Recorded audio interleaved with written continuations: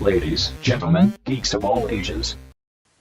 Hey guys, the Reverend En Fuego here, and I just got done doing a Dragons of Tarkir pre-release, and I wanted to talk a little bit about it and show off my deck and, talk about the cards that I used and why I liked using them.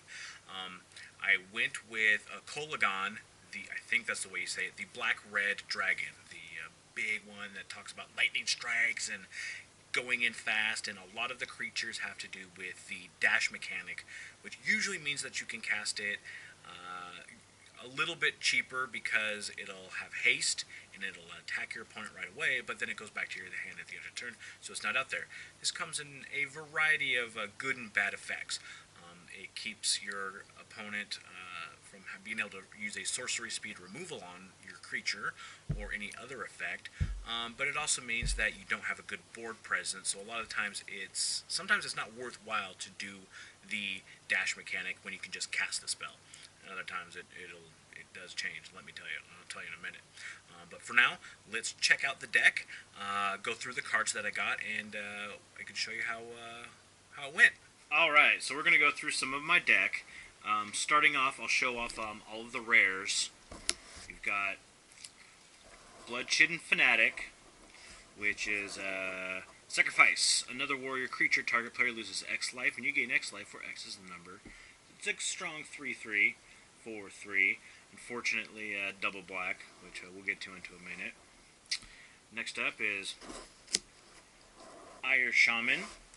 Ire Shaman is an Orc Shaman who says it can't be blocked except by 2 or more creatures.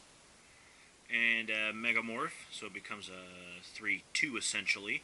Megamorph for a red. When it's turned face up, exile the top card of your library. Until end of turn, you may play that card. This is one of the ways that red gets card draw now, and it's a pretty strong card. Pretty strong 2-drop if you want it, or if you don't need to curve out, you can play for it later. It was really powerful in my deck because I was able to. Nothing in the deck costs more than 5, I think, so I could usually just do it if I had 5 lands out, with little to no worry of having a card that I couldn't use, because even if you played a land, you can still play a land because it says play the card, not cast the card. The next couple of rares is going to show how my pool went. Berserker's Onslaught. Attacking creatures you control have double strike.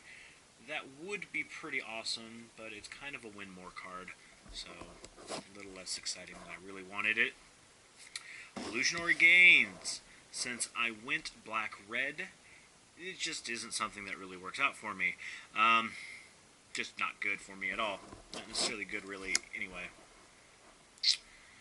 Beyond that, Ojutai, the Soul of Winter. Flying Vigilance. Whenever a dragon you control attacks, tap target non-land permanent. That's a pretty sweet card if I was playing blue-white. I'm not playing blue-white.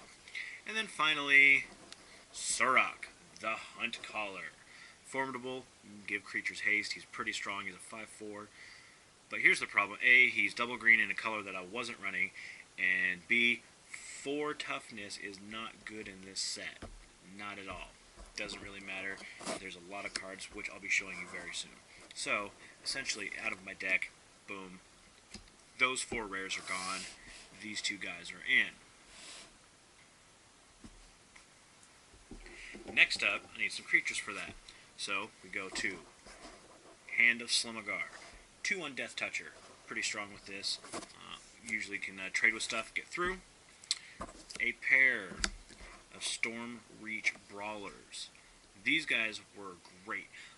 As a 2-drop early on, it was almost worth it. If I had nothing else to do, boom, you go and you attack for 2 damage. It's like a free direct damage spell. Then on turn 3, I would usually just cast them because they're just fine being out. If I had some reason to fear them, my opponent's playing some sort of sorcery speed removal, then I wouldn't cast them and I would just dash them. Next up, the Qualsisma Behemoth. Qualsisma Behemoth can attack or block unless you pay 2. I don't know how it worked, or how well it worked, because I never cast him. The reason why he was in the deck, he's cheap, that's fine. If I got extra mana, cool. If not, he just hangs around, which kind of sucks. but he's a warrior. He pairs with this for 5 to the dome if I need to. Very, very strong. Next up, Hardened Berserker, a 3-2. 3-2 means it's going to trade with any morph, and usually anything else is going to be fine. The one casting costs less as any spell, creature, anything. It helped me a couple of times where I would cast or I would attack with him, and then for 1 mana use a direct damage spell instant that I can use an attack with. Pair of Summit Prowlers. Note that not in from the cons set because they've got dragons in the background, little dragons. The other ones, they don't have the dragons. And this one's pretty cool. Standard 4/3, very powerful. Usually was the finisher to get stuff through. A lot of times people just didn't know what to deal with them. A pair of the Spitting War Brutes. Ogre Berserkers. Attack each turn if able. Dash for 4. I'll get into it in a little bit, but usually it was just worth having them to dash. A lot of the times, I mean, casting for 5, they're just fine for a 5/4 for 5, but a 4 comes out of nowhere, surprises a lot of people. A lot of damage came through from him. And then, next up, I consider those guys a 4 casting cost, because they really essentially are. Another 4 with a dash of 3, Vault Breaker, 4/2. Whenever Vault Breaker attacks, you may discard a card. If you do, draw a card. It's a good way to get rid of excess lands, stuff like that. And it says you may, you don't have to do it. Slummagar Butcher. This was the top end of my curve out of everything. I think this and one other card cost this much mana, cost 5 mana. Really good ability. The only time I cast him, though, I didn't even use the ability because I rather had the 3/3 body and he was by himself.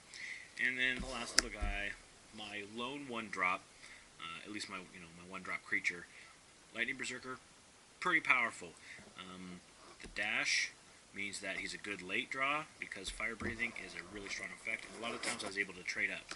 I was able to kill some creatures that really it had no business killing or dealing with. Now on to the spells. At the 1 casting cost, started off with a Coat with Venom. 2 of these. I started playing with 1 of them, not sure how they would work. Eventually went to 2. +1/+2 is really good because of all of the direct damage removal and all the pump, so it works out that way. Death Touch means it kills anything that it is going to be blocked by. Very, very powerful. Had a lot of 2-for-1s with that, and just with opponent trying to double block a creature, make it bigger. A lot of times it helped negate some direct damage like Bathe in Fire or Roast. I don't think I was able to actually roast that well, but you get the deal. This one, Ultimate Price. In Limited right now, amazing. This set right here does not have very many multicolor cards. Sure, it's not going to hit the bombs, but at the same point, it hits everything. All of my creatures, they're not gold. I think the only gold cards are the dragons in their commands. There's not a lot of gold cards in this set. Bathe in Dragonfire. It was out of my favorite Forge pack, obviously. Very strong, deals 4 damage to a target creature, gets rid of a lot of the 4 toughness stuff. This was I was talking about how the Summit Prowlers aren't always amazing, and then also the Ogres, the War Brutes. Now, the reason why you want to dash with those and not cast because sorcery. Sorcery means I can't use it on the Sprinting War Brute, and that'll help out a lot. A couple of the pairs of direct damage that I was able to have were 2 Twin Bolts. Twin Bolt, very strong because a lot of the bolster decks start off with low toughness. And so if you can usually get a 2-for-1, or, on a turn 2 it kills a morph on the draw. Helps out, very powerful, really good card. Roast I didn't think was going to be amazing. Roast is fairly solid.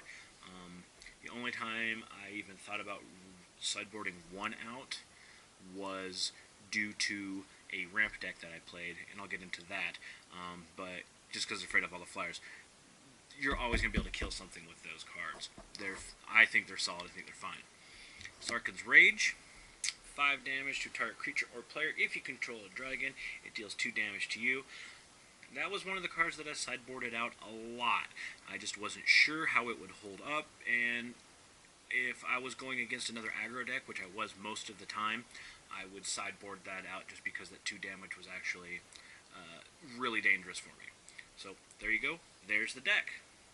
Round one was against another red-black Colagan deck, whatever. It was kind of rough because that meant that we were both dashing really fast, doing a lot of beatdown back and forth. So it started off with me dashing a couple of times, getting him down, but not quite enough to kill him, and then he was able to come back pretty handily because he had flyers. As opposed to me having the big brutish ground creatures like you saw with the 5/4 ogre and a lot of those creatures, he had a couple of the dashers or exploit cards, like the 3 casting cost 2/2 flyer that it says exploit, which means if you sacrifice a creature, you can do its effect, and it was like the draw 2, lose 2 life. At one point, he had to cast that without actually using it. The same reason I did it. The first game was really long, really kind of crazy for the fact that we were both very aggressive decks. Same stuff, lots of removal in black and red. You saw with what I had, he had pretty much the same. Finally, it gets down. I'm at 2 life. He's at 4 life. And all I can do in order to not lose is draw the game by casting Sarkhan's Rage. If you noticed, it's the 5 damage for 2 life if I don't have a dragon. I don't have any dragons in my deck. I had a couple that I just didn't feel like I wanted to run in the deck. They're a bit big, a bit slow. Didn't run them, so we ended up drawing the first game. Yeah, just knocking each other out. That was pretty awesome. The next 2 games I won pretty handily, not getting under 16 life either time. Just a lot of dash creatures for doing, even just the 2/3 for 2 dashing. If I've got one out and I can dash another one, it's pretty much game over. Round 2, I went against Dromoka, which is green-white. Again, another aggro deck, but more with the bolster mechanics. So like 3 1s that suddenly became 4 2s with the 2 colorless and a white creature. That's a 2/2 with bolster 1. That's pretty strong because it's a 3/3 by himself, or he's a 4/2, gives a 3/1 a 4/2, or anything going on. You can bump up your guys pretty big. The first game, just couldn't get there, ended up losing. Second game, Dash, even though I had to mulligan, Dash was amazing. He was on the defensive the whole time. I was able to get the damage in quickly and then use all of my removal to get him down, finally using my Twin Lightning Bolt, the Twin Bolt, for 2 damage off the top of the deck to beat him. And then the third game, that's what happens with Magic. I do 2 points of damage to him because I think I drew 2 creatures and 11 land variants. That's what happens. So I ended up being 1-1. Round 4 was fun because the games went pretty quickly for me. Spoiler, I won. But it was going against Atarka, which is the red-green deck, which means they're just going to have big flying monsters, actually, because Atarka's all about the big ones. At least this guy was, because he played a lot of ramp spells. So these spells, like Explosive Vegetation, which lets you go get 2 lands, the enchantment that lets you tap a land for 2 mana, that only costs 2, I believe, and then also using stuff like the bolster, go search for a land, a lot of ramp to get into big fat Atarka. He had the Dragon Lord Atarka, played it against me in the first game, and if you don't know, she's an 8/8 Elder Dragon Lord. When she comes into play, deal 5 damage to how you divide it amongst creatures. I think it's only creatures. Anyway, he killed 2 of my creatures, wiped him out. All I had was a Yeti left. But here's the beauty of the Yeti. I decided, well, the only way I'm going to be able to beat him is if he blocks my Yeti, because I have the coat with venom. So I lathered up my Yeti full of venom and I pushed him out there and I said, "Hey, Atarka, eat him." He actually blocked. He did. Of course, I cast it afterwards because that's how you do it, to bait them into doing that. But at the same point, I did it. I was able to kill the Atarka, and then I went on to win that game. The next game, it was all about my 2 dashers, the 2/3s for 2 to dash, because so I had a swamp and 4 non-black cards. Now I have a majority of mountains in the deck, so I'm okay with that. But like having 5 cards and only 1 land, that's terrible. What am I going to do? Luckily enough, I drew land. I was able to start dashing my guys, my 2/3s. Turn 3, I was able just to cast him. Turn 4, I'm dashing for 4, and he wasn't able to do much beyond that. He couldn't stop them, and it was just going from 18 to 14 to 12, all the way down, and then finally just be able to finish him off with Twin Flame. That was awesome. I think the coolest part was being able to take down the Atarka. It's like, here, Atarka, eat, you know you want to. And then it's like, hee, it's poisoned. It was awesome. Worked out. So that's how I went. I went 2 and 2. I'm okay with that. I had fun.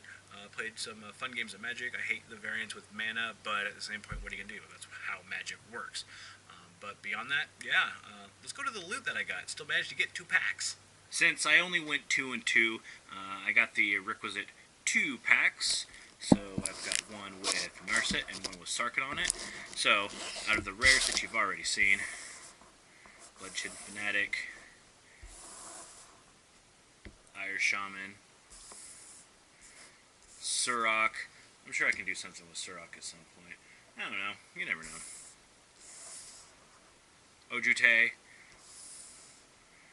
but not the Elder one. Berserker's Onslaught. I'm sure that can go in a nice fun red deck.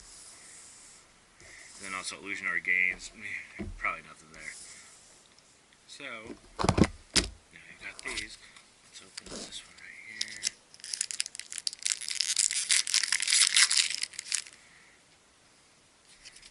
Move that out of the way. Flip it over. Coat with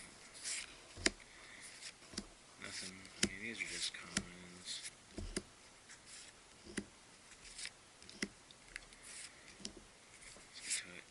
Enduring Scale Lord. It's a dragon. It's a behemoth. It's a monument. It's a Hidden Dragon Slayer. If Hidden Dragon Slayer is turned face up, destroy target creature with power or 4 or greater in opponent controls. That's a pretty neat card. Put the reds over here. So there's that.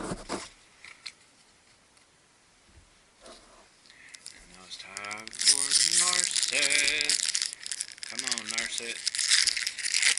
Show me. I know somewhere Marshall Sutcliffe is losing his mind because a pack is being opened and not drafted. Sorry. Morph token.